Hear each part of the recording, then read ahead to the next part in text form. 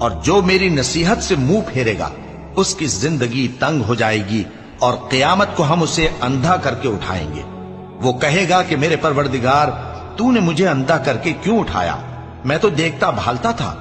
اللہ فرمائے گا کہ ایسا ہی چاہیے تھا، تیرے پاس ہماری آیتیں آئیں تو تو نے ان کو بھلا دیا، اسی طرح آج ہم تجھ کو بھلا دیں گے۔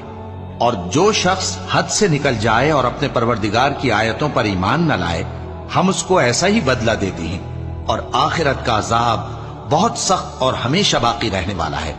تو کیا یہ بات ان لوگوں کے لیے موجب ہدایت نہ ہوئی کہ ہم ان سے پہلے بہت سے فرقوں کو ہلاک کر چکے ہیں جن کے رہنے کے مقامات میں یہ چلتے پھرتے ہیں؟ عقل والوں کے لیے اس میں بہت سی نشانیاں ہیں۔